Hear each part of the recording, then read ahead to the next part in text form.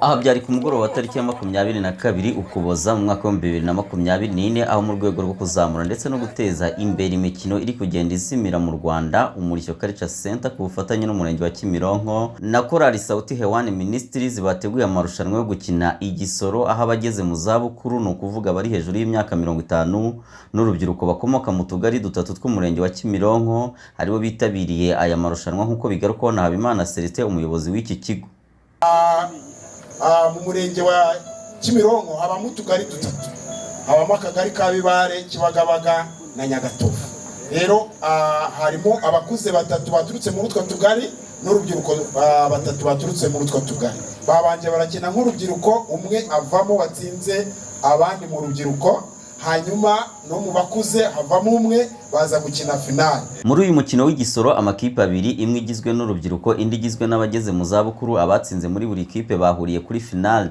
Birangira ikipe y'abakuze aribo batsinzira irushanwa, gusa mu gutanga ibihembo abageze finale ndetse n'abandi bakinnyi bose bahawe ibihembo, ariko babiri ba mbere bahabwa ibyisumbuye ku by'abandi.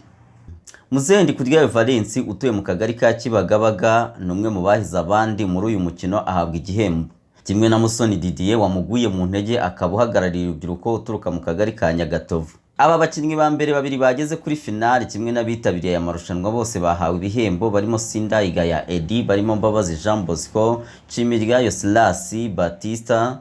Ni mu gihe kandi n'umutoza w'Umurishyo Culture Center ari nawe watoje bano bakinnyi nawe yahawe igihembo, akaba ari wita Muvunangoma Jean Marie Vianney.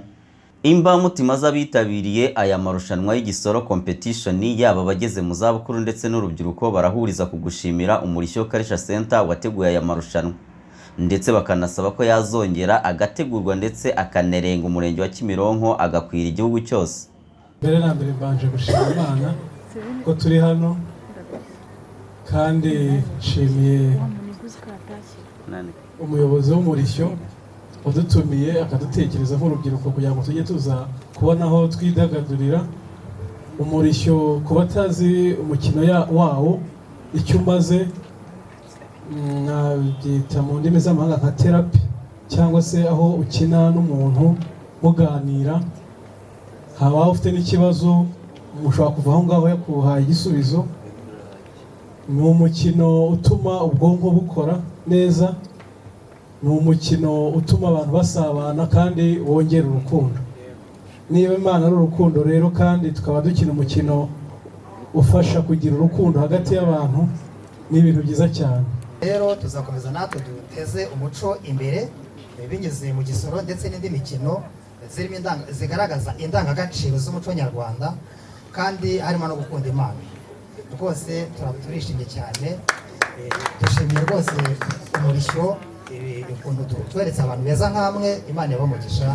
Ibi bihembo by'Umurishyo igisoro competition byatanzwe ku bufatanye na Sauti Hewani Ministries, ari naho umuyobozi w'iyi korali yahereye ashimira Umurishyo Culture Center wateguye aya marushanwa ko ari inzira nziza yo kureka ibiyobyabwenge ku rubyiruko no guteza imbere umuco, ari nayo mpamvu bahisemo gushyigikira iri rushanwa.